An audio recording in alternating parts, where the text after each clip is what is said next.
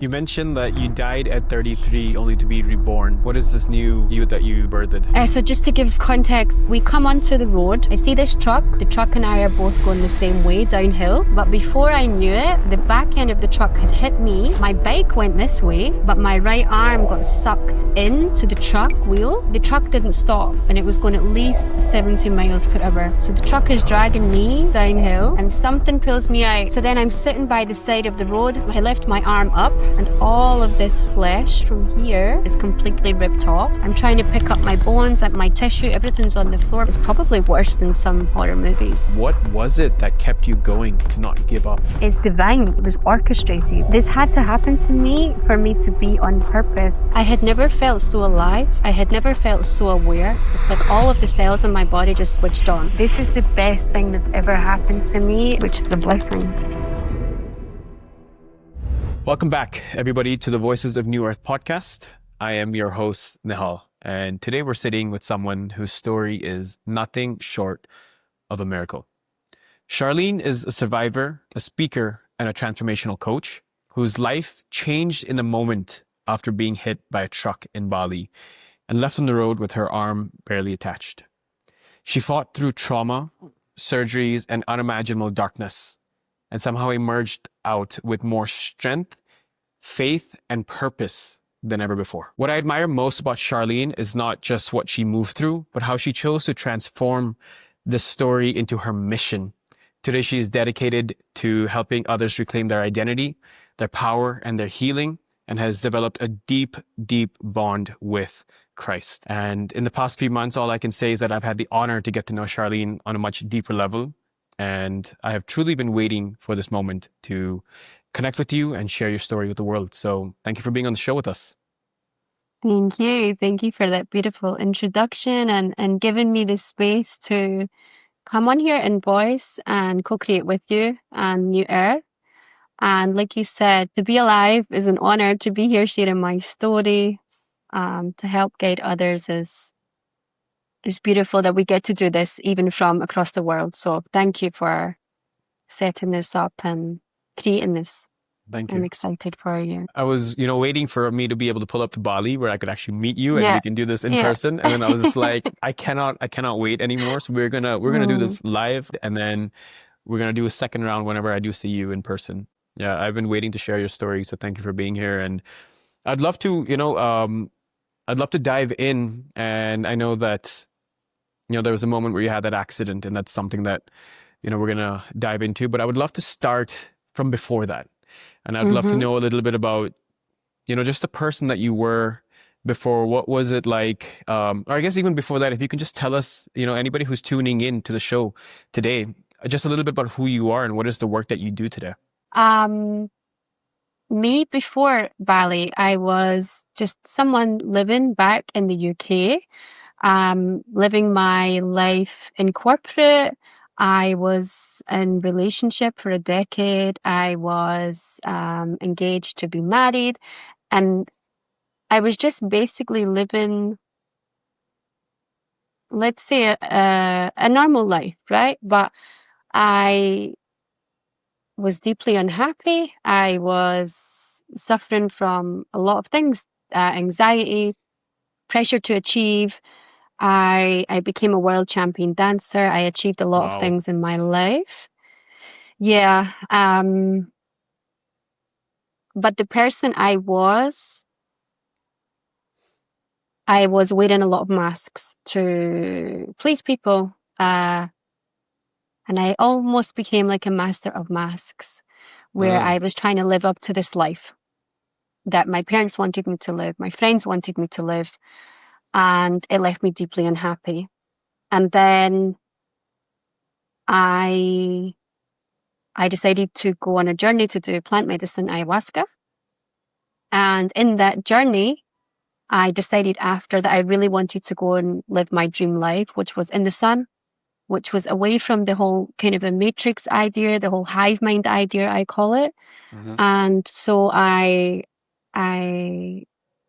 left my partner. We ended things. I sold my house, my car, and I got a one-way ticket to Bali in January 2024. I had never been to Bali before, never even looked it up on the map. I just knew that I had to, for some reason, be in Bali. So I kind of went on a whole awakening at the age of 30 when I was still back home, which led me into going into a lot of rabbit holes. And I quickly understood everything I knew in life was a lie. And so I started to relearn things, started to try and understand the world away from the indoctrination. And I guess that's what initially led me to Bali, to a stage of healing, let's say.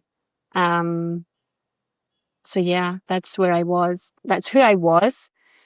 And then I arrived in Bali in, like I say, January 2024, and I felt so free.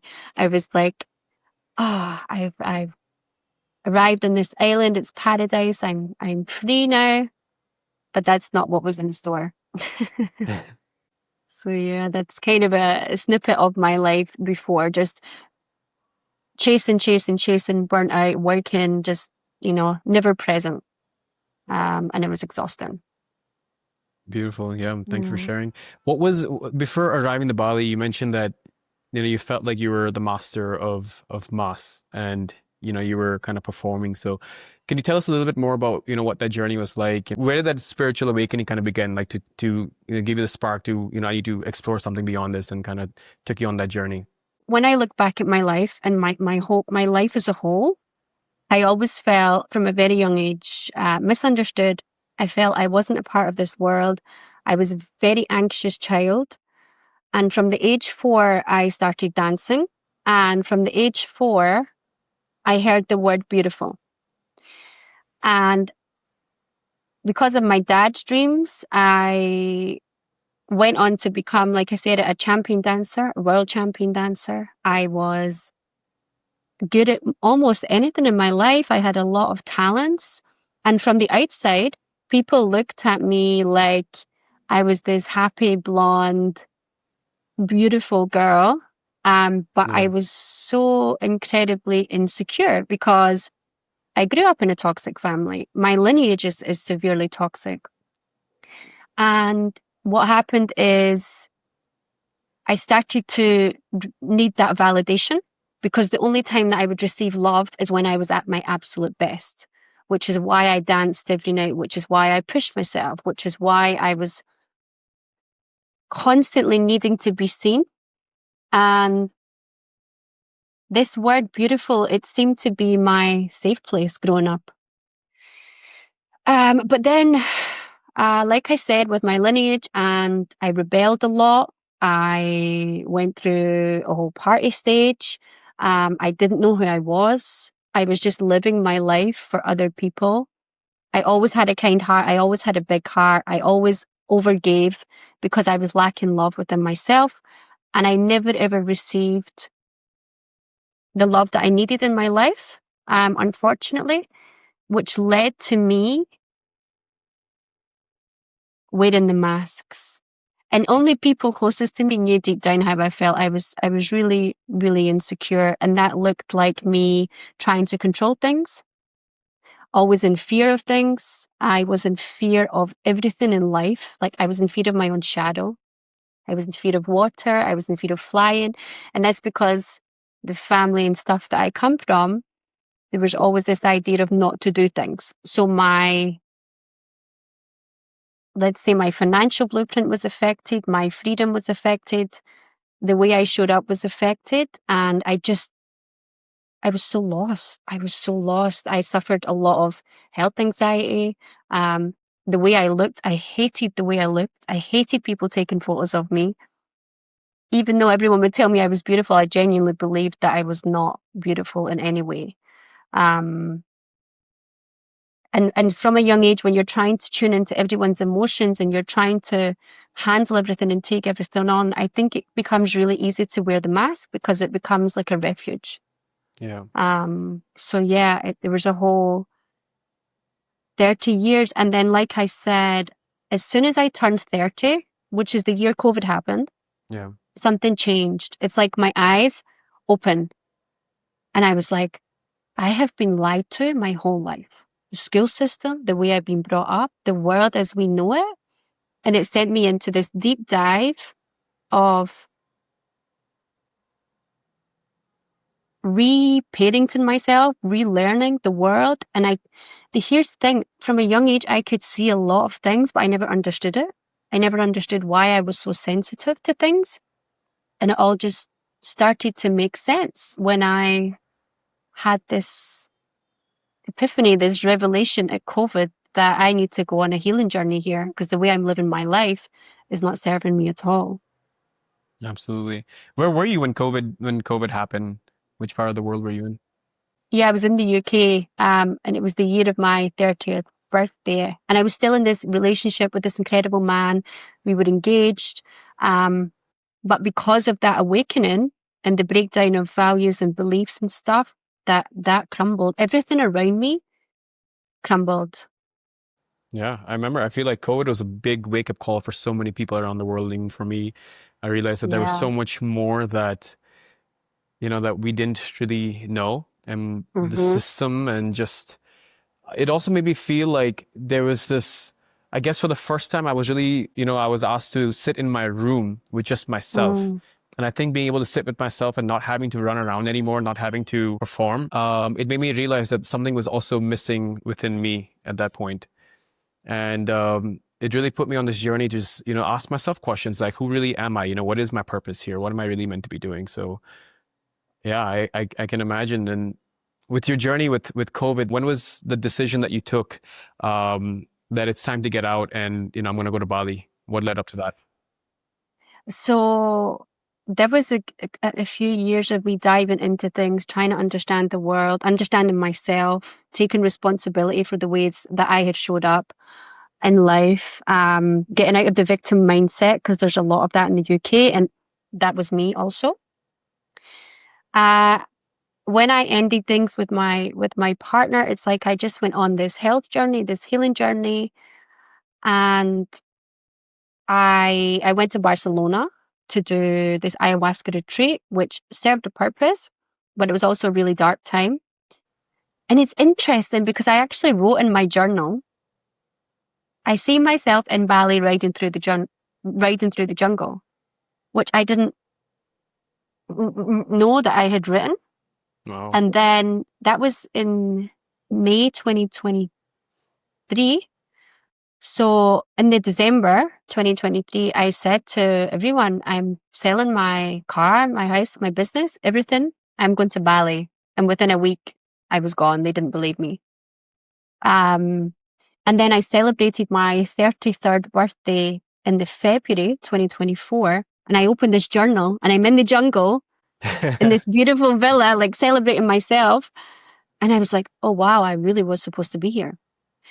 And it's interesting because I did a lot of healing work in those kind of actually in the past 2 years of my relationship since I turned 30, of trying to understand patterns, beliefs, conditioning. And when I arrived in Bali, it's interesting because I was like, okay, I'm here. I am now this feminine woman.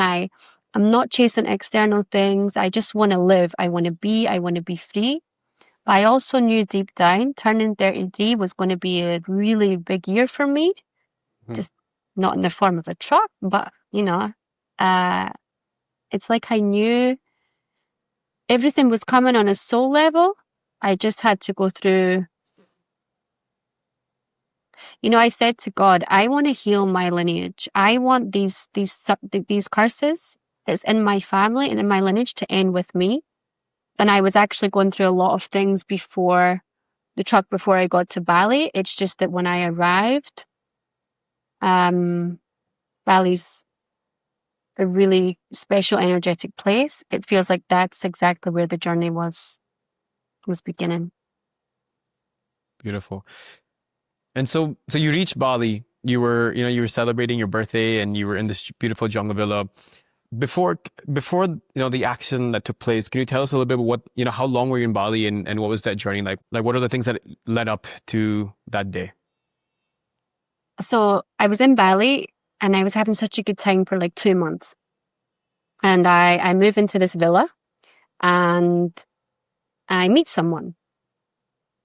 And I didn't really tell a lot of people at the time.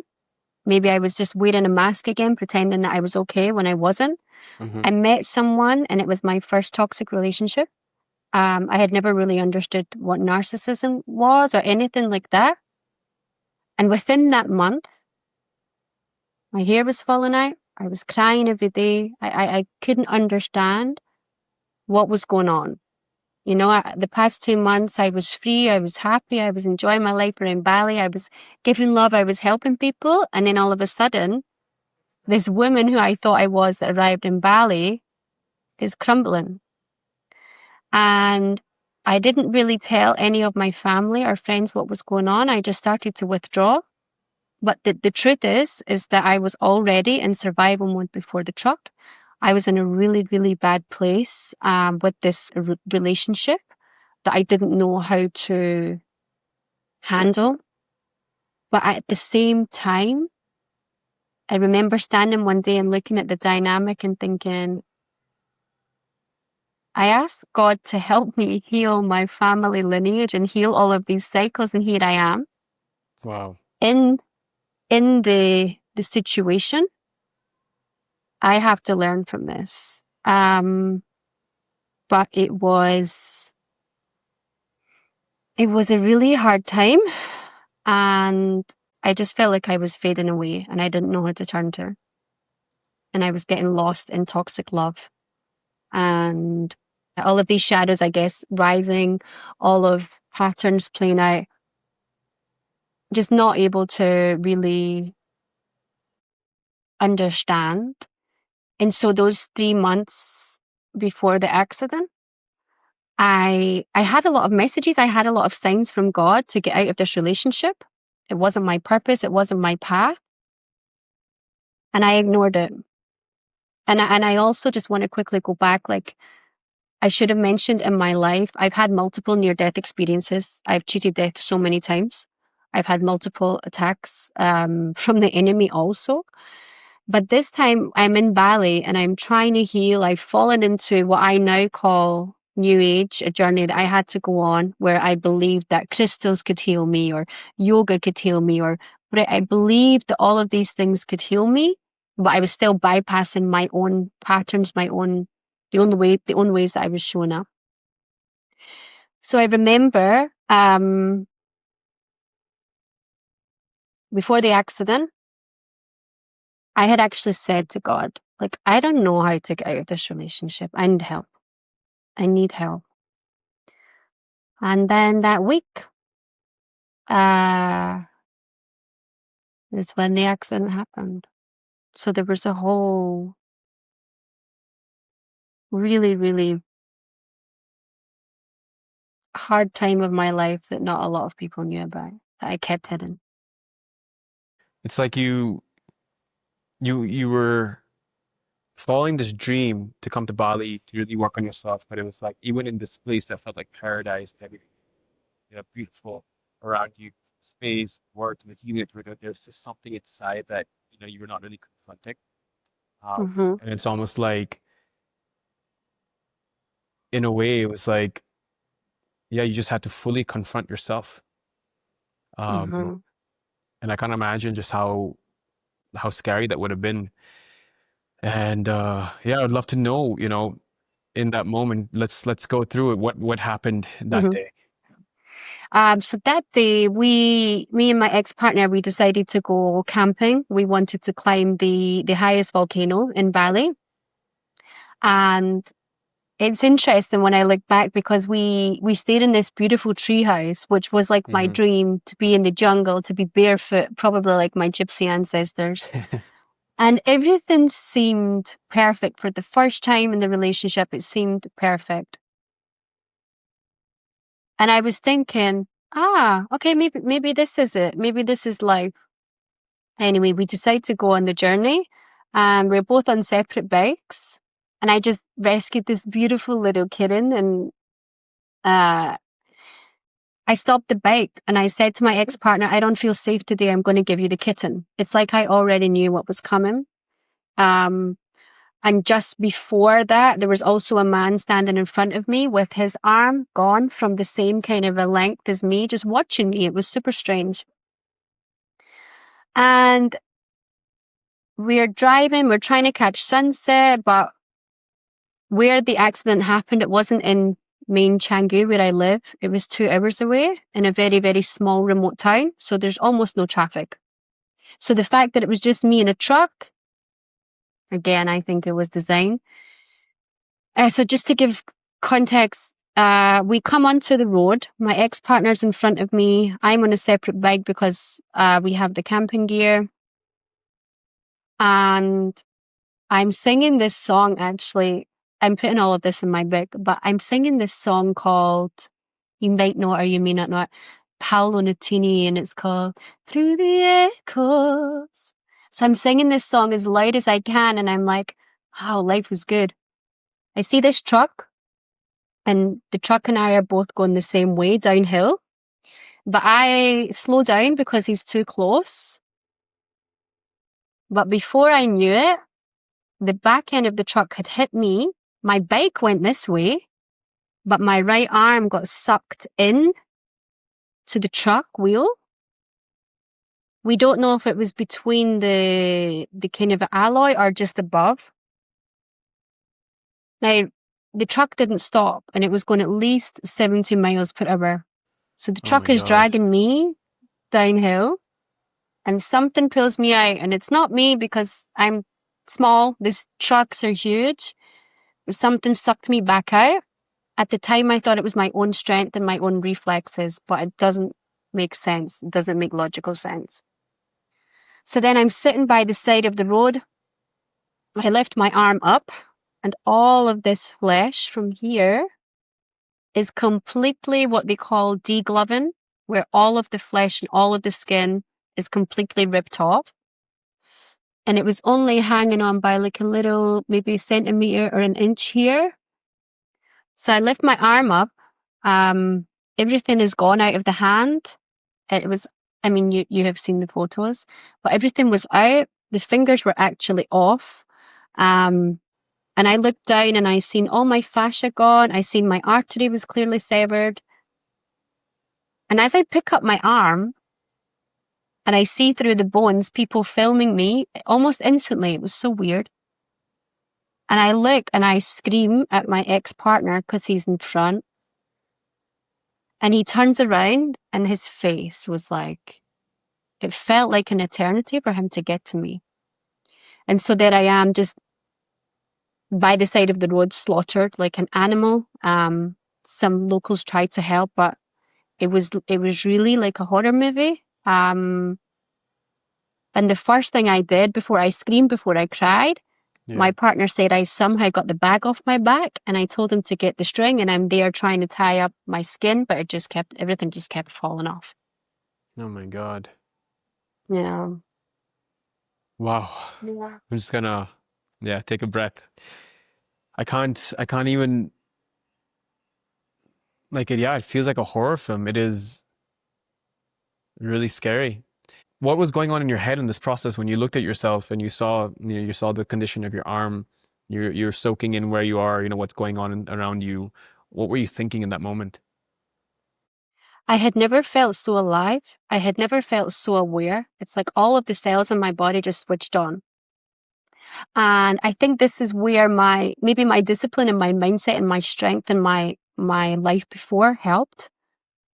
The first thing I did, like I said, I was quick thinking, get the string around my arm. But when all of this fell off, I screamed so hard that I think it went through my whole lineage. It went through the whole town of Sydenham.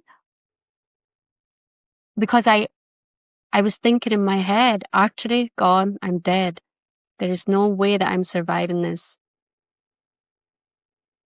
And in that moment, I'm looking around, I'm crying, and people are looking at me. People are actually vomiting. There's children screaming and crying because, like I said, it's probably worse than some horror movies.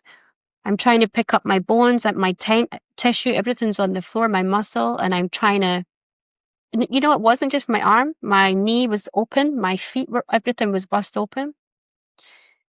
And I just remember saying to him and my ex-partner, please, I don't want to die. I don't want to die. Someone call an ambulance. Someone help me. So in those moments, it was just pure fear, pure panic. And of course, unfortunately, in a small town, the ambulance system it's not designed like the UK. So it took 1 hour, 30 minutes for someone to get to me. And at that point, it made no sense. I should have died almost immediately from hypervolemic shock. I could see all of the arterial blood coming out. I was covered in my own blood. Like I said in my book, it's like I was baptized in my own blooded flesh. And that 1 hour and 30 minutes of pure panic, begging, like just for someone to save me. The pain, I don't think I will ever be able to describe because I was fully conscious the 6 hours. There was not 1 second where I wasn't fighting for every drop of blood that was coming out or the pain that was piercing through my whole body. Yeah. When the ambulance came, where did they take you from there? It was so funny because the ambulance came in a very, very small car almost. No medication, nothing. Just a plank of wood. You put my arm on it and it's like a rag. And at that point, I'm thinking, I am dead. There is no way that I'm going to make this. So they got me in the van. They told my partner, yeah, she's going to die. The artery's severed. And they took me to, I wouldn't say it's a hospital, more like a medical center because they're not designed for these kind of accidents.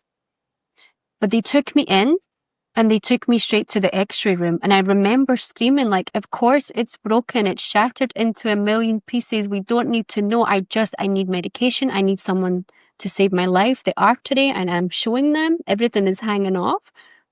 And even the string, even trying to keep it tight, it didn't work. And my partner is just, completely sick at this point. They're demanding money from him, telling him I'm not going to make it. And I remember the main doctor came over and he took one look at the arm and his face went white. He said, I can't help you. And I'm screaming, like, what do you mean you can't help me? Like, they're like, we can't help her. This accident is too severe. She's lost her artery, main artery. And so I remember just lying in this hospital bed with at least 6 doctors, nurses, just looking down at me as if I'm already dead. It's like I was screaming and no one was hearing me. Like, I remember my ex saying, give her medication. I said, no, if you sedate me, I'm dead. I need to fight this. Please just save my arm. Don't let me die. Just begging the whole time. And it's like no one could see me. It's such a strange... It's like I was in and out of 2 worlds. I was dead, I was alive, I was dead, I was alive. And to be denied like that, like my life wasn't worth even some medication to put me at peace. Yeah, that hurt. But at the same time, I was still so aware. I was still That's so what aware. completely blows my mind because like through everything you just mentioned, hours waiting, the ambulance came, took you to the hospital. Literally everybody around you, every sign that you received is that I'm not going to make it. There's no way I can get through this. Everybody's saying it, the doctor's saying it, you can see it all around you. What was it that kept you going or to not give up? It's interesting because I don't remember everything I was saying, but my ex said that I didn't ever go out of consciousness. It's like I was saying in one arm, Charlotte, I'm talking to myself, you've got this, I can make it. But then I was saying things like, Kenny, just let me die. I'm losing my arm. And I was saying things to him like, no one's going to want me now anyway. I am now really ugly. I am broken. I'm not worthy of being a mom. It's like my life was just flashing in front of me. And I think that was the enemy now that I think about it, like just getting in there and all of these thoughts that if I lose my right arm, I'm not worthy anymore. And it was all just born from fear or panic. And I believed in the moment, it was the fear, it was the adrenaline that kept me alive, that fight in my spirit. Now that I understand it all, obviously it was God and his angels. But at the time, it was, I guess in a way, the training I had my whole life around fighting for things, around being strong, around being resilient and mindset. Like, yeah, the dichotomy of two worlds, of God telling me you're going to make it, and then the enemy, like, telling me I'm not going to make it.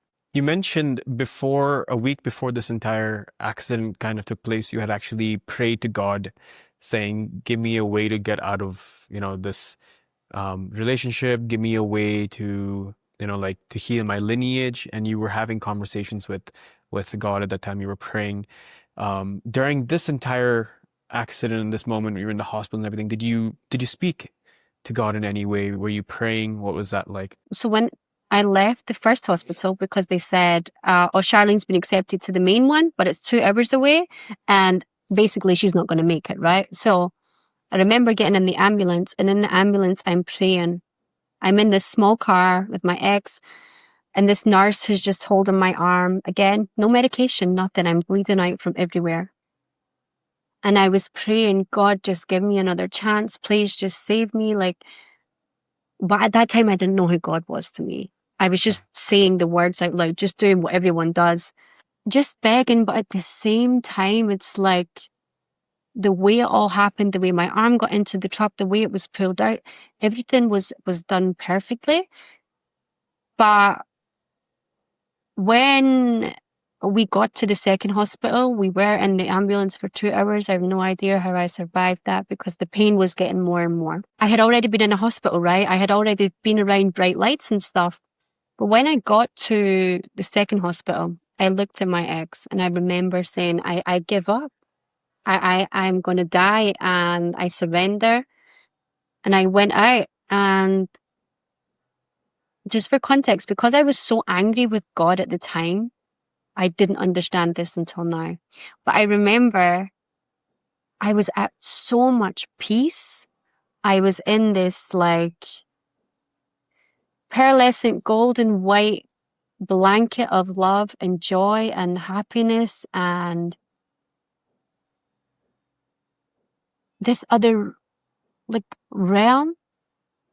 And of course, that was at the point where my partner said that I just got into the hospital and they started prepping me for surgery.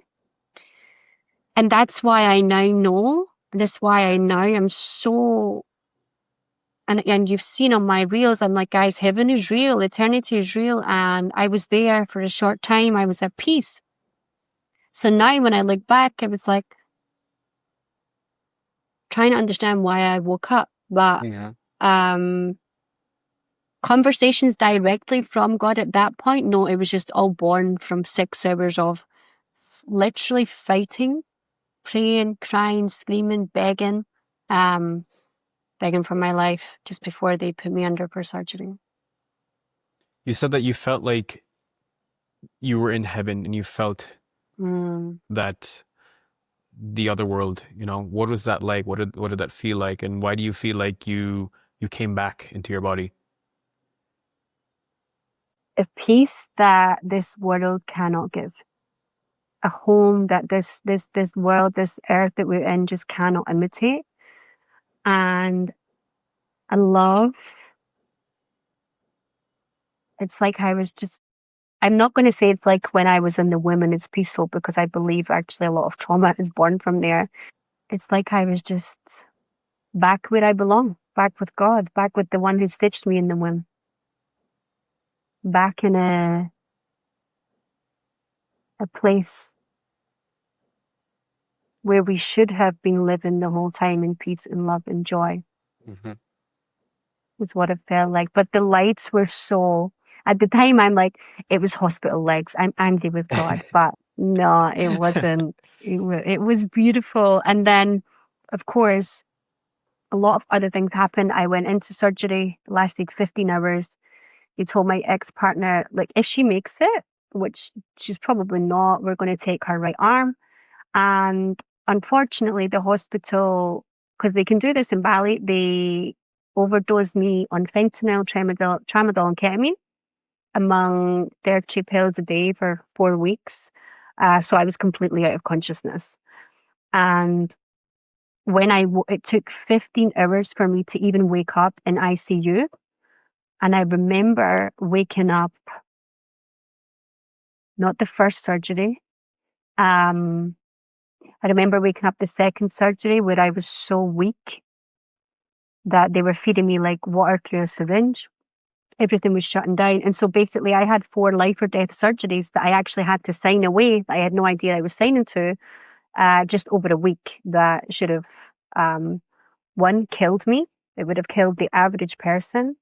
And two, the overdose of fentanyl, which was in my vein 24/7 for a month, also should have killed me. So I didn't understand anything. That month in the hospital is something that I do have to go into detail with because it was so terrifying that I didn't sleep. I went down to 40 or 39 kilograms. Everything was shutting down. I couldn't move. And I was just in fear mode because they were telling me every day that they're going to take my arm off. And how do you manage that? Because when someone loses a limb, they lose a limb. There's no other outcome. Yeah. But your right arm for 33 years being told every day, we may have to take this off. And then it was my hand, and then it was my fingers. And then battling every day to just stay alive was, I don't know how I managed that. Because I had a drug addiction after 3 days also. So there was a lot of things going on. And my relationship was still really bad at that point. Yeah. Well, looking at you today, I mean, your arm looks beautiful, and it has all the Love scars it. to tell the story. So I'm curious, like, what did I mean? It is a miraculous thing to see that the doctors, despite all odds, saying that you're going to lose this arm, we're going to have to amputate it or remove it. You were able to pull through. So what was the medical procedures like, and I mean, what did they do for you to save your arm? This is what I now understand I didn't at the time.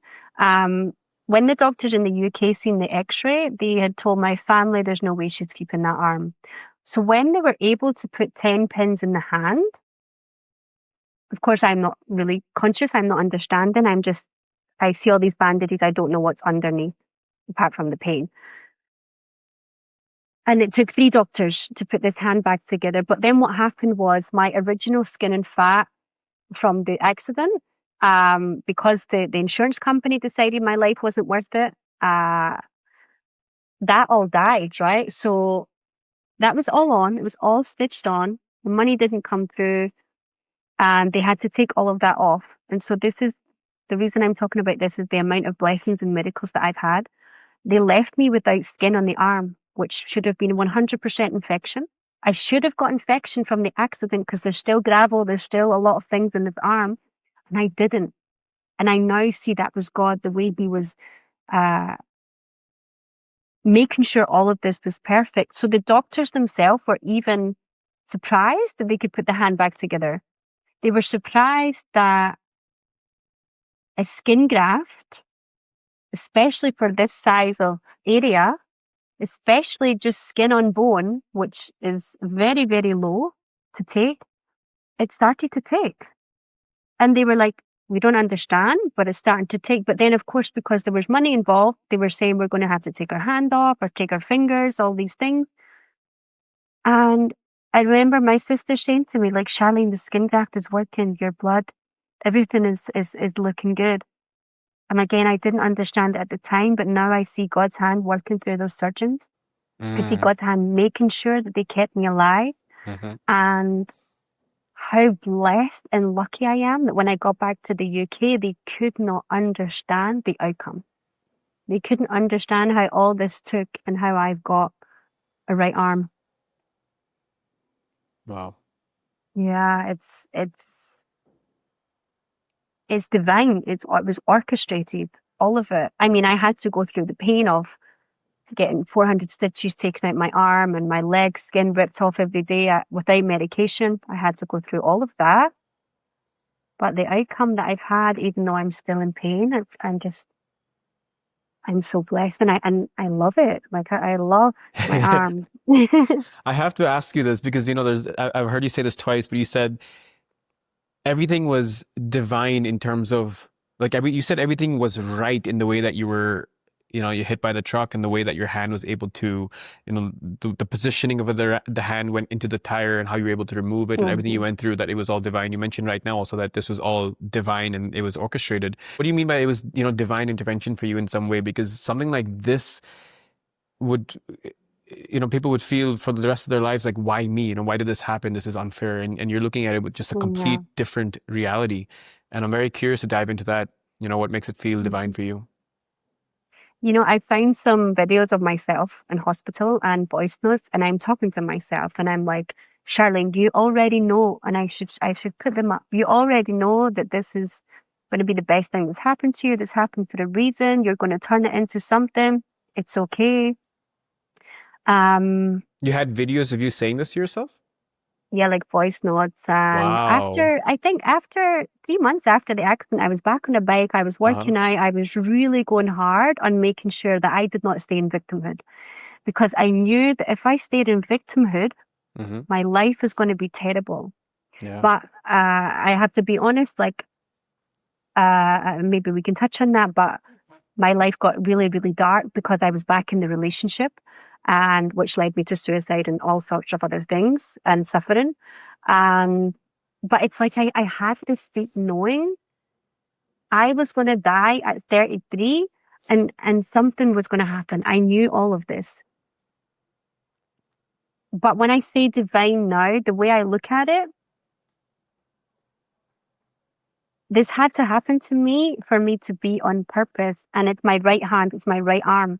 My whole life, I was operating in my masculine. I was trying to lean on myself. I was trying to control things. Mm. I was trying to do life my way. And it's almost like God was saying, darling, wake up.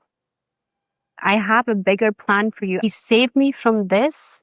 And he kept, let me keep this to remind me. I don't go back to my old life. I don't go back to my old ways. And I lean on him. So for me, it just feels divine. It feels like my scars are my purpose, and I'm gifted with a challenge every day to grow, to help other people, to show people what's possible. Because when the doctors were telling me I'll never work out again, I'll never do my Pilates, all these things, Yeah. I've done all of it. I've done all of it. And I've done more, and I've had the best year of my life since the truck. So for me, it was all done exactly as it needed to be done, for me to grow into this person, for me to find God, for me to help others who are maybe lost or broken or whatever it is, scars, whatever. You mentioned that you died at 33 only to be reborn. What Hmm. is what is this new you that you birthed? Can you tell me a little bit about who you are today? Yeah, I think, celebrating my first birthday again, like in July, the day of the accident, was so beautiful because it was like, I have a chance to live again. I had to learn to walk again. I had to learn to live life with this. I had to drop all of the masks, all of their identity, and Mm-hmm. step into the way that God designed me in the first place. Mm. And it's like I've had 33 years of that. Now I can truly have my heart open for the world. Now that I've tasted the torture and the pain I have, I can be who God needs me to be, because all of that pain was necessary to shape me into someone that can truly, truly help others because of what I've experienced, not because of theology or learning anything, but because of the pain that I've gone through. I can now truly be of service. The woman before, I couldn't be of service. I was in my own pain, my own suffering, my own selfish needs in this world of chasing things that don't mean anything. I couldn't have served as that woman before the accident. I know that you run your handle is called It's Her, and you have you work a lot with helping people today reclaim their identity and heal through trauma and step in their true potential. Can you tell us a little bit about the work that you're doing today and this mission that you're serving? It's interesting because I was actually launching It's Heart before the accident. And the reason I was launching It's Heart is because I was talking about my life when how I have been bullied and I'd always been controlled and people were always, trying to put me down. So I wanted to help people with like mindset and stuff.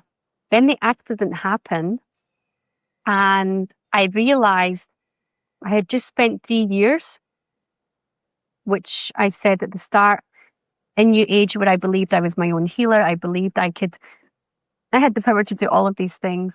So now It's Heart is born from the pain that I have endured, and I renamed it to Holy, Empowered, Redeemed. And I want to take people out of the darkness to the light. I want people to understand the way that God designed us is not the way that we've been living. And that requires a lot of deep rooted, let's say, shadow work, inner child work, a Yeah. lot of trauma. And now that I thank God always that I'm coaching from a space of experience. And I have a lot of experience. And my goal is to see people joyful and happy and not being where I was in that dark, broken place. And so my goal and my mission, along with finding God now in Jesus Christ, is to return people back home to Mm, their own hearts, to their own selves, to God, and being that space holder, being that reflection for people, showing people that our trauma does not define us, but also that pain is necessary to shape us to go forward. Because a lot of people run from pain. And that's why I want to help people and teach people with that actually sometimes for me, being broken and being at rock bottom was the best thing that ever happened to me, and I wouldn't change a thing. absolutely. Oftentimes, a moment like this has been deeply traumatic. The trauma tends to live in the body and it tends Hmm. to reappear, in your day-to-day life. So do you still feel like there are moments of this incident that appear in your life today, or do you feel like you've been able to move through that and you feel fully healed and in your higher self? You know, in October, when was it October? 3 months before I came home last year. So I took a 3 month period where I isolated.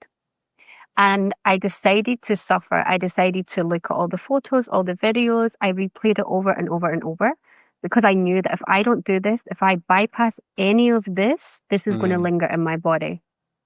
And I'm not going to lie, I tried to take my own life. I lived for 3 months where I would have given anything for someone to touch me, to remind me I was alive. So I suffered deeply. And then one day, a Christmas day, I had this like quantum leap. I was like, okay, this happened. So what? There's things that are going on in the world that are worse than this, you know? And I genuinely felt so happy and so free. And that was the same day I told my family I'm going back to Bali. Um, and I'm very blessed and lucky that I don't have PTSD. I use no medication. I did no therapy. I just went through all of it. The only way out is through, is what I also coach people. Um, but then when I got back to Bali, so many things happened. I was back at the accident. I was back in a treehouse. I was back on a bike. I was back near the truck.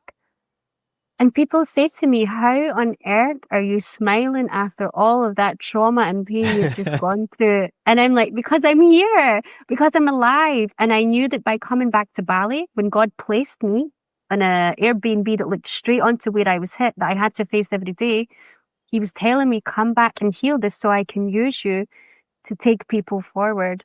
There's a mm, lot of other really beautiful but painful things that have happened to me, especially the last 6 months. But in terms of it living in my body, I get no flashbacks. When I'm writing my book, things come up and I cry. Um, but I can look at photos and pictures of me, like, no, there's no. And this is what I mean by finding God, by reading the Bible, by giving my life to Jesus. He's taken all that away from me. But I'm human. And there are moments where I cry as a woman because I'm emotional. Um, but like I said, this is the best thing that's ever happened to me. And I don't live in trauma. I have no fear. So it's stripped all of that away from me, which is a blessing. I believe. It took it took death for you to fully embrace life and to tap into your mission, Yep. and there's such a powerful thing to sit with, to to die and to be reborn into this being, into this vessel who's here, sharing your mission with the world. What is your message to anybody who's watching who feels like they're hanging on by a string? They feel like they're in the darkest places of their life and they don't know what to do at this moment. What would you say to them? I want to remind them that they always have a choice. We always have a choice. And while it took it took death to come to me, to remind me how to live, and it was the best thing. And we don't have to wait to that moment. We don't have to wait to that moment. Often we get so in our own heads that we don't realize we're causing our own suffering. What I am going to say is, because of my journey, is turn to God. Have a faith that's so unshakable that you can turn to. Because we can't rely on ourselves, but know that it's a gift, it's a blessing to be alive. It's a miracle that we are even alive here on this planet at this time, Mm. and that you can pull through anything, not because of your strength, but because God has got you. Because you're not going to be left behind. You're not going to be forgotten about, but you just have to trust and know that what you're going through is temporary. Like everything in this life is temporary. And sometimes the only way out of something is to go through it. And I know that may sound like harsh advice, or, it's not the soft, comfortable that people want to hear. But the reality is that we have a choice every single day to suffer for glory, or to suffer and stay in suffering. And that's what I see in two paths. You mentioned that it was divine intervention, that it was your right arm. Mhm. Can you tell us a little bit more about why you feel that way and how have you shifted your life today after this incident? Mhm. So the right side, it's the right hand of God, and now on my journey, it's so beautiful that He keeps sending me the same verse about His right hand being on me. For me, it's beautiful that it was my right arm, because that's my masculine, and I was leaning into that my whole life, which led me to a lot of dark thoughts, depression, anxiety. And so seeing this and this happening to me has allowed me to soften. It's allowed me to keep my heart open and just surrender always. And on days where I'm slipping back into this, because I'm always trying to integrate the lessons I learned from death, which is hard Yeah. to integrate back into a world you died in. It's that just to surrender and let go. That God does have a plan for each and every one of us, but the more that we keep trying to control, the more that we keep attaching to outcomes, attaching to things, attaching to people, the harder it gets. So all it takes for me is to look down to this arm and say, hey, Charlene, stop trying to control. Get out of your masculine, be in your flow, be in your feminine, because that's where my power is. Because God's got me. I don't need to worry about this anymore. And I think even if the arm went, whatever it was, that right side was hit for a reason, because we cannot go through life thinking that we are in control. We cannot. That's not how it's designed. Mm-hmm. So it's definitely helped me settle into my feminine, to be more flowy, to be in receivership, to be a completely different woman than I was growing up. Yeah. Can you tell me how, as you've developed this deep relationship with your feminine, how has that changed how you show up in the world today? It's helped me show up more open, more soft, a lot more kindness and compassion. I've always been a kind person, but I was also struggling with like anger and resentment and things. It's just helped me to Mm-hmm. be in the moment, to stop worrying. Like, what am I worrying about? I died, I lost everything, I'm still here. So it's teaching me the beautiful idea of the feminine, which to me is like a flower. You know, the more it's watered, you open up and you blossom, which creates this safe space for people to come to me. It creates an energy that people recognize, because we all need that feminine side. And I don't want to live my life with my heart shut off or my emotions shut off. So it's definitely helped me be able to radiate that and keep it open, because people come to me a lot. They come to me a lot. And I think that is my feminine energy. I think that is what's radiating out there for them to feel safe. And as someone who's never felt safe in her life, the fact that I can lean on that energy to give that to people, it lights my heart up so much. I haven't been in a romantic relationship since. That was a year ago. Because I live my life by the Bible now, I really want to go back to, I'm waiting on a husband. I Mm-hmm. wanted to end that toxic cycle in my lineage. I had to go through that to understand it. But I was in a relationship that led me to suicide. So it's not just a toxic relationship. It was really damaging, and being abandoned after becoming disabled hurt me a lot. I show up with more compassion now. I understand the dynamic. I understand toxic cycles, and I can pick up straight away the patterns in people. So the few encounters that I have had, I feel like God is like, have you learned, Charlene? Have you truly learned?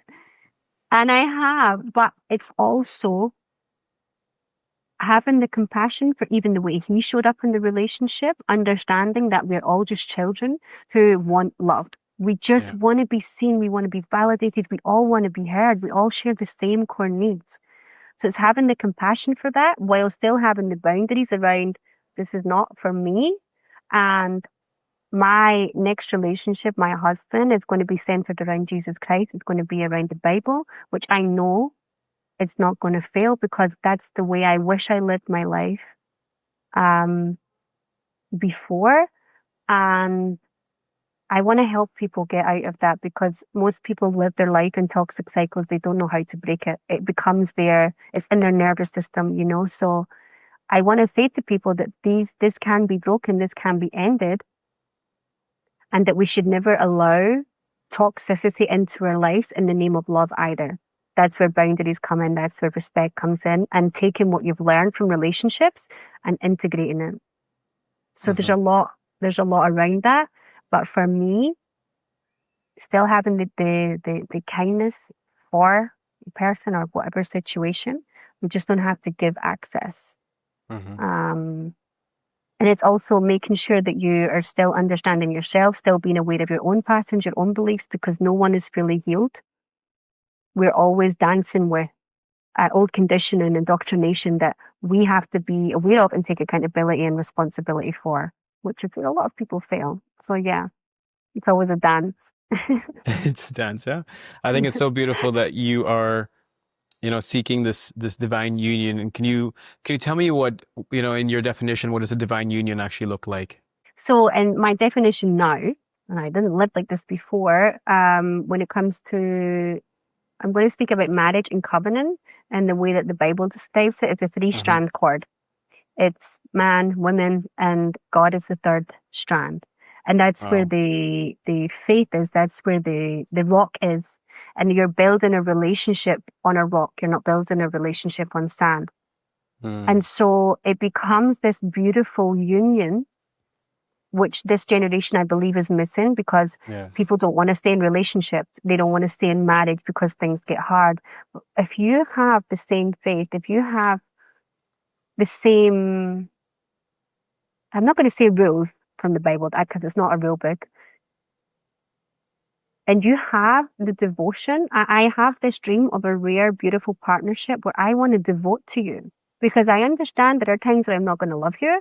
I'm not going to maybe even respect you, but I'm devoting my life to this union so that I can, and me and my partner can be the example of what love is that Mm-hmm. seems to be missing. Because everyone runs when it gets hard. Everyone's out here labeling each other. And it's one flesh coming together on the same mission, is what God tells us. It's why he spoke about marriage and relationship. And part of my mission, bringing that back together and helping men and women come together again, it feels so important to me. Because that's how we create a new earth. That's how we come back together again with faith and with devotion for the opposite sex rather than this divide that's going on right now. Absolutely. I love how you explain what a divine union means to me, means to you, and what it looks like for the masculine and the feminine to come together with this third piece, which is the union with God. I think it's very powerful. To you, what does it look like for, for a woman to really step into her sacred feminine? And what does it look like for a man to really step into their sacred masculine? What do those two pieces look like, and how do they come together? Yeah, I think there's a lot of movements going on right now, and it's not about the people, it's the people shaking the jar, it's the system, and everyone's just falling into this and fighting against each other. We have toxic masculinity, the feminist movement, which Yeah. there's a lot of things that I don't agree with. Um, and I think right now, I do believe that the masculine is rising right now and the feminine is rising. And I think there are certain aspects of it that we can do individually by stepping into your feminine power. It requires you looking in the mirror. I think it's as simple as that. It requires you looking at yourself, not what people have done to you, Yeah. not how, not your childhood, not what your ex done to you, because there's a reason you even allowed those things to happen to you. So it's rather it's responsibility, it's accountability, looking at the ways in which you can step into that power so that then you have that space to create the polarity, the harmony that's needed between a partnership and understanding the roles in which men and women play and the gifts that we both have and how do we bring that together? How do we complement each other rather than complete? Because I used to say we complete each other and I don't believe that. Men want to be protectors, providers, leaders, but women are not giving them the space to do that because they keep putting them down, right? So it's like allowing the space for each of us to step into uh, each role and then come together. I still believe there's healing to be done uh, together. It doesn't necessarily need to be in partnership. It could be like things like this, connecting with men, connecting with women, to truly understand each other and take an interest in understanding the opposite sex. I read men's books. I want to understand the psychology because when I get a husband, I want to devote myself to understanding that person so that I can have compassion, so that I can learn. It's like we forgot to learn about the opposite sex. We're Yeah. just making assumptions or watching TikTok and diagnosing the person and labeling them. It's like, hey, we're all humans here. Hmm. We have to truly understand. And I think it's beautiful to see men rising and coming back to that kingship, to what women need. And I want to say to all women, stop pretending we don't need men and we need each other. It's as simple as that. It's so important because I completely agree with you. I definitely think that there is this rising of the masculine coming back and the rising of the feminine coming back. And you mentioned something very beautiful, that your idea of the new earth is like the integration of the masculine and the feminine coming together as a union again. And this is the Voices of New Earth podcast. I would love to know, what is your idea of the new earth? What does that look like to you? My idea of New Earth is restoring God's order. It's bringing people back to that holy place, that purity, living with integrity, with Mm, respect for each other, um, and building with each other away from the societal norms that we grew up with, away yeah. from the systems, away from I'm going to say the enemy because that's how we got here. The world has been infected with sin, and it's stripping that back and truly seeing people again as humans versus man or woman and building something, a safe sanctuary where people can grow, and it's creating a space where children can grow up away from the trauma that we've experienced in this generation. It's understanding that we now are the example for the next generation, and how do we create that in a Mhm. space that's pure and doesn't lead people to everything we're seeing now, suicide and all of these things that are going on. Um, restoring, literally restoring the way God, our Creator, designed us to be, so that we can be more joyful and happy and create from a space of just creation rather than pressure and having to achieve or perform. I love your vision of New Earth, and I'm curious with the work that you're doing with It's Her and the work that you do as a coach and as a speaker. How do you see yourself, contributing to this vision? It's interesting, like when I thought about my journey and thought about being a speaker and knowing where I can go with this and what I can achieve and how I can influence, I kept having this vision of me being on a stage. Hmm. But now that I've given my life to Jesus and everything's changed and he's calling me into like ministry and things,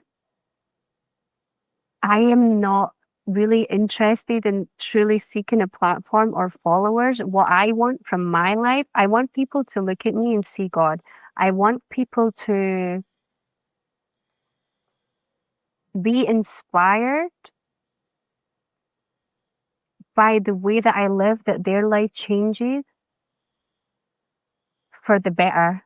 Yeah. Um, and if I can take people, if I can guide them from the darkness towards the light, then my job is already done. I genuinely feel the reason I didn't stay in heaven, I was sent back here to help God's children in a way, to get Yeah. them to wake up to everything that's coming and everything that's going on. And I have nothing to lose here anymore. I have nothing to lose. All I want to do is show my heart, show the way in which God loves people.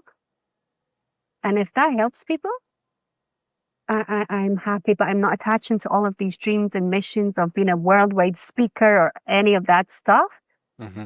I'm just going to allow God to direct my life and continue to use me in the way that He's been using me, which is just, for me, really beautiful. But of course, I just want to have impact on people for them to be happier, to be more joyful.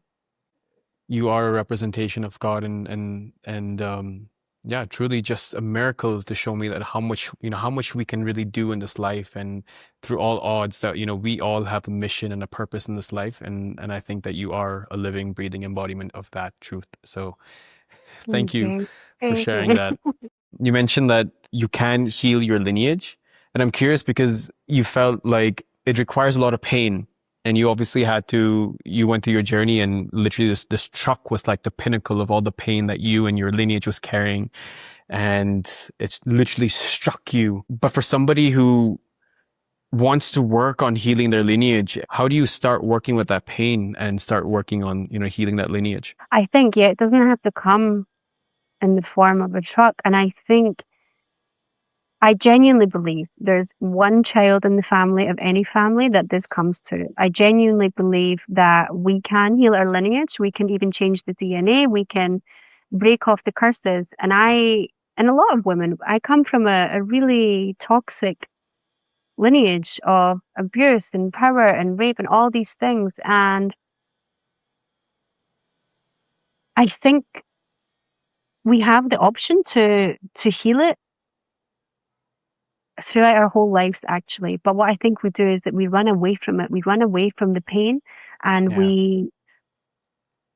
because we've not grown up in a generation of, let's say, conscious love or um, openness. We've grown up in a generation that tells us to suppress. So we suppress, we suppress, we suppress. And for me, the truck was the pinnacle for all of that. The way that we start to heal our lineage, I think, goes back to, again, accountability, Mm-hmm. responsibility. Most people don't want to look in the mirror Mm. because it destroys their whole identity. They're so safe in the prison that they've created that unless they are willing to smash the mirror, they're not going to Yeah. be able to heal their lineage. They're not going to be able to even hold what's required to do that. Now, that truck came at me full force that I had to wake up. I had no other choice. I was lying naked in front of God in a space where no masks could save me. no beliefs or indoctrination. I also want to remind people all of the beliefs that they have, opinions, judgments, they are inherited from your lineage. We are given them by parents, friends, society, TV programming. That's up to us Mm-hmm. to pull that back. There's no other person that can do that for us.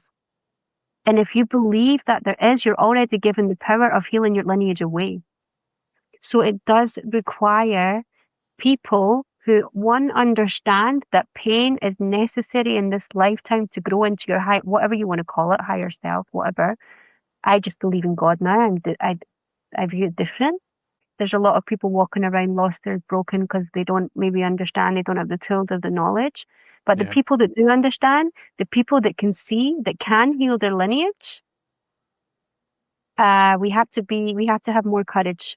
We have to actually be willing to walk through the fire, but not smell of it in the end, and understand Mm, the importance of the next generation because it's gone too far. We've just absolutely. gone too far as a generation with children and the things that they're learning. I think a lot of people get lost in modalities, right? I think I'm just going to be open and honest. They get lost in yoga, they get lost in breathwork, they get lost in all of these external things because they Mm-hmm. still don't want to look inside. They still don't want to accept the fact that they have to remove, peel back the layers of the onion Mm, and see yourself naked and go, okay, how do I show up differently? How do I take responsibility for the ways I've been in my life? That's where it starts. When you realize you are the one in your own way and you have to get out of that to heal. absolutely. You mentioned, and like, yeah, we were just talking about this, and I just want to say it again here. During the, when you had the accident and you were hit by this truck, you screamed so loudly, Mm. um, that it's almost like your entire lineage could hear that shriek, that scream, and you were screaming not only for yourself, but for everybody in your entire in your entire lineage. And then I remember something very fascinating that you said that, a few weeks before this, you were actually praying and you were saying that I wish to pray for my lineage and to heal this lineage. Mhm. So do you feel like you were able to transmute a lot of that pain through the accident that you had to go through?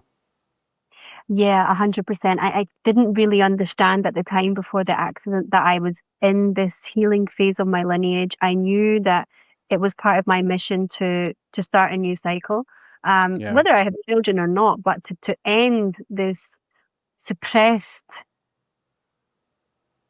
it's like the suppression of all of my lineage of emotions and anger and resentment and everything came out the minute this truck hit me. And it's like if I storytell it in a way, it's like when I'm screaming, I can feel my ancestors shake but clap at the same time, right? Mm, Because it's like, wow, one person decided it ends with me, it ends here, and I am gonna celebrate this lineage still by taking on what they couldn't, not from a judgmental place. They just yeah. maybe weren't able to take it. And so it's like if you can imagine people just waiting for one person to finally just accept, accept that change is required, accept that we are on this earth for a reason, to transmute pain, not to stay in it, not to stay in suffering and stay in victimhood. We're here to transmute pain. That's how we create the new earth so that we don't pass this on. Because otherwise the cycle just keeps playing out. And I can't tell you the liberation and the freedom that I feel knowing that I was able to hold all of that and use it to transmute, uh, to start a new cycle. And it's possible. I want to tell people it really is possible. Do you feel like you have been able to speak to your lineage in any way? Have you been able to speak to your forefathers, your foremothers, and hear I think how they I feel think today? Yeah. I feel like the scream was my language to them. It was allowing them to work through me and get out everything that they had been suppressing. And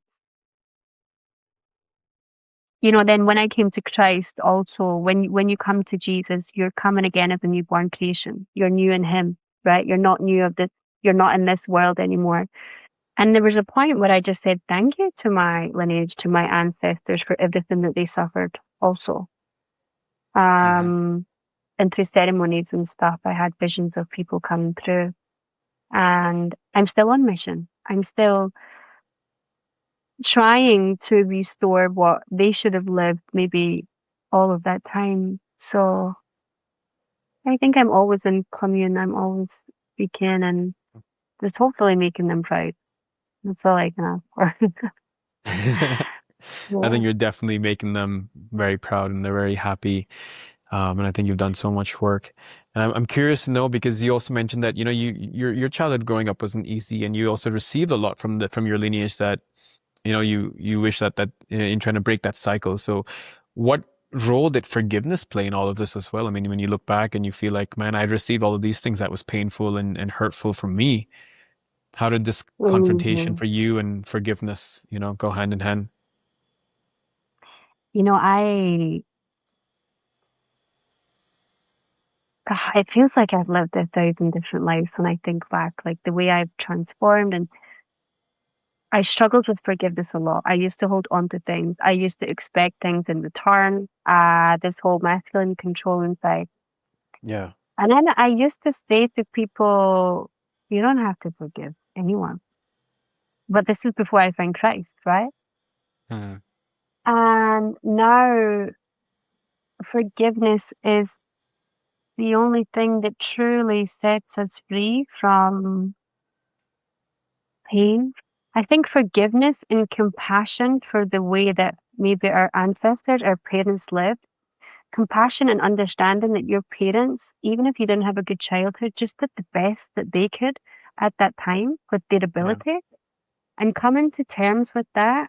Because I know a lot of people are going through the same thing. They have a lot of anger, resentment towards their parent, and then they're allowing that to come out in their relationships. And I say this all the time. We have to stop diagnosing people. We have to stop labeling people and just meet people where they're at. Hmm. So you have to forgive your parents. You absolutely have to forgive anyone that's done anything wrong to you, not because you're weak, but because it sets you free and it sets them free. And again, we are humans. We make mistakes. And if you hold on to things and don't forgive, you're damaging you're damaging yourself. How Hmm. can you heal a lineage without forgiveness? It's not possible. And it's hard. Trust me, it's hard when someone does you wrong or when someone's nasty at you and they can hate you, but you can't hate them, is what Jesus tells us. That's hard because you're coming away from the indoctrination that you've had your whole life. So it's a constant battle. It's a constant learning and understanding. But I do know one thing, forgive people, especially when I basically died. There was a lot of things I wish I said to my parents. Tell people you love them. Show up. You don't know when your last breath is. And Mm. forgiveness is key, not from weakness, but from strength, I believe. It's crazy because forgiveness has played such a huge role in my life as well. I come from a family where um, there was violence and abuse at home. And I always try to run away from that while doing my part in like fixing the situation. Like a huge part of my life was running away from that mess, thinking that I Mm, would never be that. I would be the example. I would be like, this is not who I am. And I always had this anger that I held in my heart for some of my family members until one day when I, reached a point in my life where I felt completely broken as a man. I felt like I was broke. I had come out of a relationship. I felt heartbroken. I felt, you know, like I had no mission or purpose in life, that I wasn't good enough. And I looked myself in the mirror. I was the same person when I looked in the mirror. And I saw anger and pain and resentment and frustration and all this anger that I didn't really know what to do with it. But I think something in me in that moment when I looked in the mirror, something shifted because I realized that I'm no better. I'm the same. And the person that I've been running away from, labeling and blaming, is also me. And the only way through is to forgive. and to forgive myself and to forgive my family and to forgive my lineage and forgive anybody who's ever been a part of anything in my life that that I did not like. And it was only through that forgiveness that I could start to feel, bits of that weight lift off, because then when you forgive, you, like you said, you free yourself and you free them. And when you free both of you from that equation, you then give the other person permission to also change their life and become who they are meant to be. Otherwise, you're labeling them, keeping them in this box. And I feel like a lot of people don't recognize that role that you forgiving can play in just changing the whole dynamic and freeing both of you, Mm-hmm. The way you framed that is really beautiful, actually, especially for men, because what you just said and what you just did is something that's so hard for people. And I get it, because it's easier to hang on to resentment and anger because that's the way we've been brought up. That's the way our nervous systems are designed to feel safe. So to break through that in the way that you have, and I can see that in you, I can see the change in you from last year when we spoke, and the Yeah. forgiveness. And I see a lot of people talk about creating something new, whatever it is, but their heart is still hard. And I'm telling you, and anyone that's watching this, you cannot move forward with a hard heart. Your heart has to be, it can be protected, and it can be, you can decide who comes into your life, but if your heart is hard and you don't have forgiveness, I don't believe you can move forward. I really, really don't. And you can see it in the way that you just said it. It's just, how do we get people to understand that doing this thing is going to set you free, because it's not the norm. It's not easy. And then it's actually Absolutely. a burden that we take on, because sometimes we can go, well, why do I have to forgive? Why do I have to take all of this on? But that's because you're not seeing the fruit of what you've created, right? Of that lineage of forgiving your parents, whatever it is, the people that are around you that don't like you. When you start to see the fruit of that, when you start to see the people that have seen you in a different light and they change their lives, that's when it becomes easy. That's when you go, oh, that's what forgiveness is. And it's crazy because we know when you not forgiving, actually I feel is easier, and sometimes it feels like motivation, because I feel like you feel like you use that pain to fuel you, saying that I'm going to be better and I'm going to prove to the whole world, and then you just end up being in the cycle of trying to keep on proving yourself, improving yourself, improving yourself, and it's seeking validation over and over and over again until you reach a point where you are forced to confront yourself and you ask yourself, am I the same monster that I was running away from? And I feel Powerful. like most of us, and that's why we see so many unhappy people living in, as millionaires or billionaires, or like living in these Mhm. things, because they have just been running and running and running and proving themselves. But when you forgive and you start working from a place that feels, healed and grounded and with love and with empathy, then your whole life shifts. Then you actually tap into mission. Yeah, exactly. And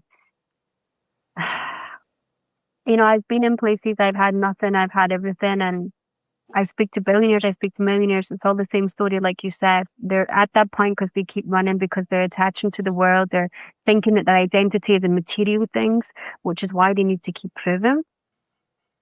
And it's like, proving what? Like, what is it that we're trying to prove? Or I hear people say, my haters are going to hate on me more because I'm successful. It's like, no, we're all humans. We all bleed the same. We all die the same. If Yeah. you feel this need to keep proving people wrong, you're the problem. I'm sorry, but you're the problem. You don't have to prove anything other than show up in this life with kindness, with love, with boundaries, with respect, with good morals and good values, because you want to be an example to someone of love and not competition. That's what Hmm. got us here in the first place, this rat race of competition, of Hmm. trying to dog eat dog. No, that's not where we should be heading anymore. That's why we have to stop it. And With that is what the forgiveness. new earth is all about. Is Yeah, what the new earth is. exactly. And I feel like the new earth is, and I'm gonna just say this again because you know you said it earlier, it's so beautiful. God gave us gifts which we must share with the world. And I feel like when Mm-hmm. each one of us lives in alignment with what our gifts is, what our mission is, then we can create a world that is not dog eat dog, that is not, you know, based on competition and fighting, but it's a world that is rooted in the gifts that we have to bring, Mm-hmm. which makes this world, you know, come together and Mm-hmm. yeah, creates a beautiful space that we can all call home. Yeah, we can all enjoy and just be, be around each other without judgment, without expectation. I need to ask you one last question, Charlene, Cool. because I remember when we started this podcast, you mentioned how before Bali and just you growing up and stuff, you know, you had a very distorted version of the word beautiful and how you looked at yourself. You know, you looked in the mirror and it was one of your biggest insecurity. While everybody else around the world was like, "You're so beautiful," and you were Mm, trying to prove yourself, and there was like this disconnection that you saw and you felt when you looked yourself in the mirror. yeah. What do you see today when you look in the mirror? um, it's interesting because I attached to that word my whole life. I played the pretty girl look. I also played the dumb blonde. I really boxed myself in and made myself look different to what I was. Hmm. Um, that insecurity of photos and videos and stuff came again from my lineage and having to live up to this idea of what the perfect woman is, right? Yeah. And my whole life, all I wanted was for people to see my heart. All I wanted was for people to look beyond my looks and Mm, see that I have intelligence, that I have a brain, that I have a heart. And so when I actually got to Bali the first time, I felt that I got here and people were commenting on my mindset, they were commenting on my energy, and then would come the compliment of I that physically I was beautiful. I don't care about that, right? And there was a point where after my accident, I looked in the mirror and at my scars, and I was talking to myself and I was like, wow, I'm the only person in the world who has this beautiful arm. And then I remember I looked in the mirror and I was like, I am beautiful, not from a physical sense, not from a physical sense, because we're all beautiful in our own way. And I look after myself, I maintain myself. So I look at the woman I am now, right? I have a little bit of lipstick on here, right? I have nothing else on. Even the Charlene 6 months ago, the way I was dressing, the way I was showing up, like, bikinis and skin and stuff, I think there was still a little bit of validation seeking there, maybe. yeah. But now at this point in my life, I'm like, the fact that people comment on my energy, on my presence, which is all God, it's not Charlene. My ego would love to say it's Charlene, but it's not. It's like, people finally see that young girl that at once was just wanted people to see her heart. But unfortunately, I got shaped into this pretty girl, this beautiful woman. It's like I see my beauty, not because of my physicalities. I see my own heart, which has been purified by Jesus. So I see Jesus is the way Mm, that, yeah. And in terms of my physical, whatever people think of that, like, that's not I think we need to, as a generation, start falling for people's character and their uh, way that they show up, their heart, their values, and looks. I think it's all about energy, to be honest. yeah. I think it's all about energy. Because now I say thank you to God. Thank you for giving me something to be insecure about. And I flaunt this Adam everywhere I go. Because you have to remember, there was a point when I was in Bali that I wouldn't even order food because I was so embarrassed that I couldn't hold cutlery. I was so Mm, embarrassed I wouldn't eat places. I would hide my arm. And then one day I took it off. I walked straight into the fanciest gym in Bali and people didn't even notice the arm because they just noticed my energy. And I'm like, wow, I've done a lot of work in myself and this you just have. adds to it. So, and I want to just, for any women out there who have scars on their body and men, do not hide them. I see this quote all the time, you're not your scars. I'm telling you, you are your scars. Because Mm, you're showing the world what you're capable of. You're durable. You are different. It is art. And even hidden scars on our heart, like show them. There Yeah, should be no fear around this. So absolutely. Absolutely. yeah, that's what beauty is for me. It's the rawness, it's the realness of a person. How does that young 12-year-old, 13-year-old Charlene feel today inside of you? That little inner child? I talk to her a lot and it's like I just say to her, I like sometimes I say I told you it was all gonna be okay. But she just feels proud. She feels proud. I just see this young girl biting her nails and anxious and trying to be the champion and everything else that I'm relaxed. She has peace. My inner child has Mm, peace. that's so beautiful. She must be so proud. Yeah, I think so. She is. She's still that sensitive young girl, but she made it through. She made it through all of it. You know Mm. what you shared about what you see when you look in the mirror. It gave me chills because um, for the longest part of my life, growing up as an immigrant child in the U.S., I always felt different. And I never felt like I fit in. And one of the biggest fears that I had growing up in the US was, walking into the lunchroom and there was 2,000 kids in high school and you would go and there were these round tables there was like 100 round tables and they could fit 10 people on each table. And I would walk in the lunchroom and every single day I would have the same, like the biggest fear that I would have to confront is which table do I belong to and where do I get to sit? Yes. Because I had no table that I could call home. And I was this 10-year-old boy walking in trying to figure out which is, where do I sit? And that inner child inside of me was scared and lonely and just wanted to be seen. And when you shared that today you look in the mirror and your heart has been cleansed by God and Jesus and you look in the mirror and you see nothing but true love and divinity and God within you. Um Very recently over the past 1.5 years that I've started to really own my scars. And I Mm. look in the mirror and I see only love. And I see Mm. this being that's his mission in life is from that fear of not knowing which table to sit at, is that his mission is to create a table that everybody gets to sit at, you know? Oh, wow. That's and I so beautiful. and I look in the mirror and I see God, I see love, I see divinity, I see the inner child that only had a heart that just wanted to be seen, and all he wants to do today is just help other people be seen.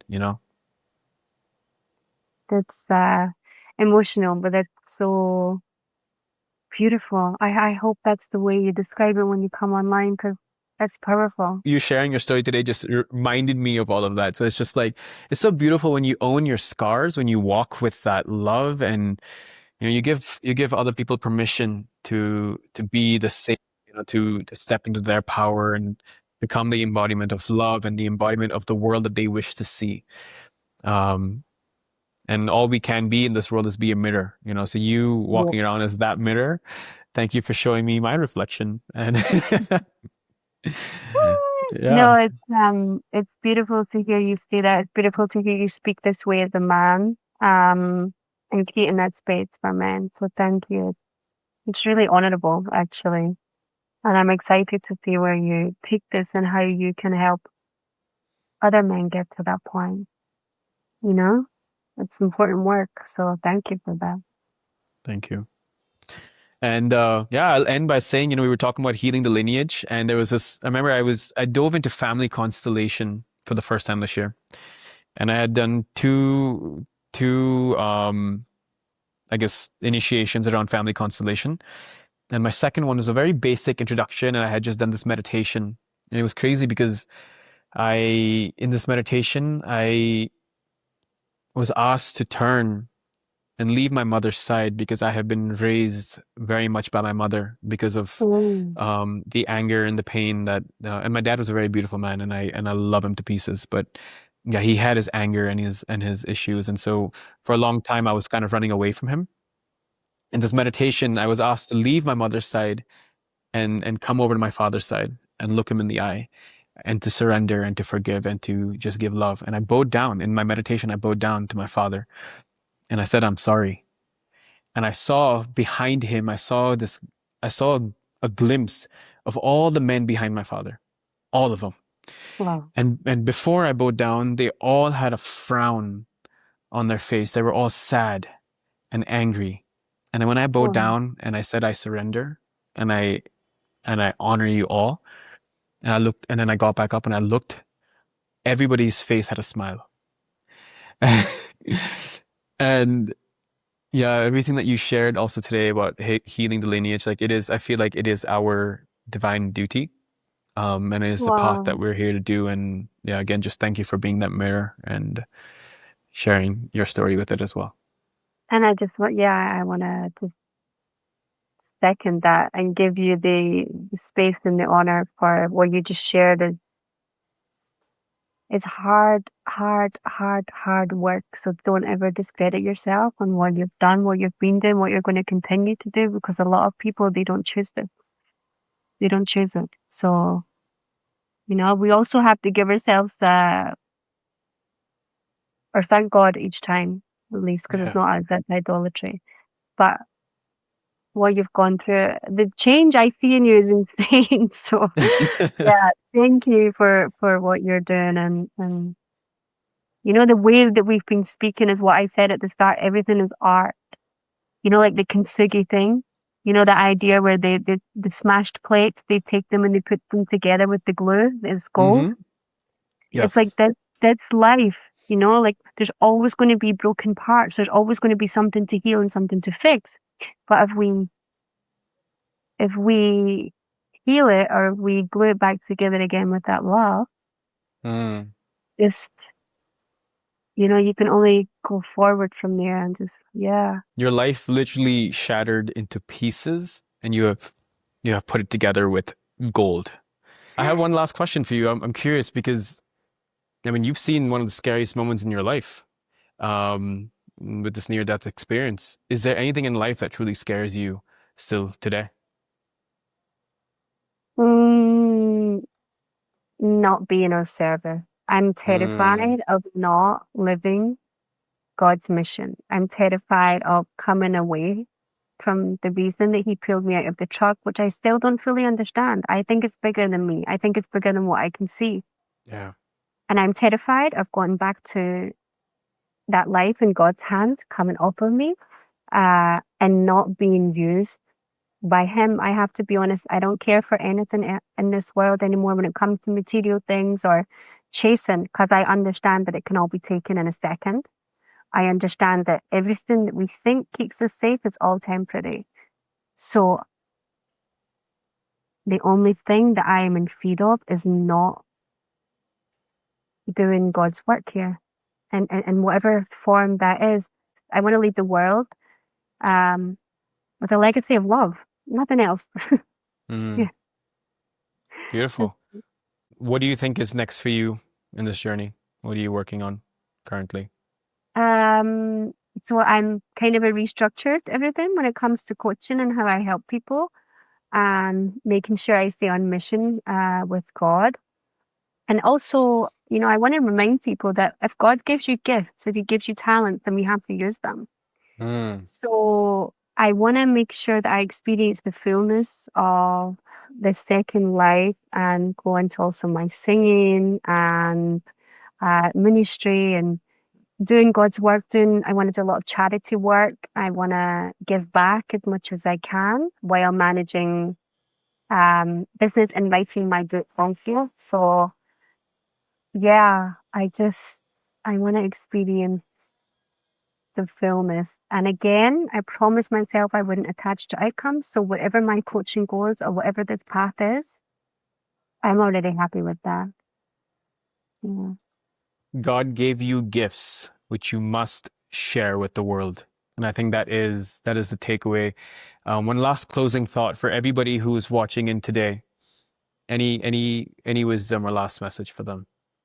While death is beautiful and we should not fear death, I want to make that clear. Death is part of life and it is beautiful. But Mm. you don't have to get to that point to remind yourself that you're here, to remind yourself that you're alive and that God has got you no matter what. I know some people don't see it and they don't believe it, but that's the truth. So faith over fear.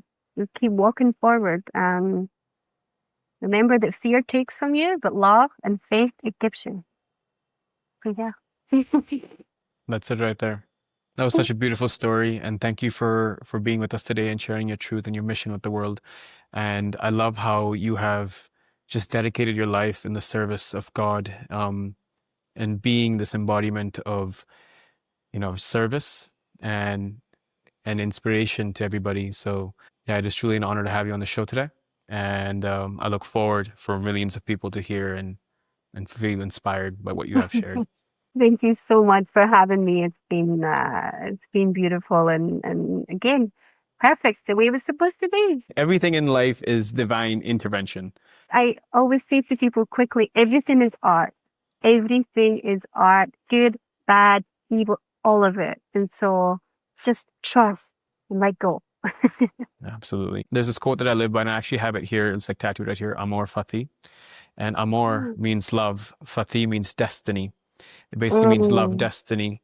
But the way I actually received this download during COVID when I was going through some of my darkness, and I really had no purpose, and I felt so disconnected from myself. And that moment, this term came across to me. It's a Stoic philosophy, which basically means everything in life does not happen to you. Everything that in life that you have moved through has happened for you. It is all divine intervention. Everything has prepared you for your walk, for your mission.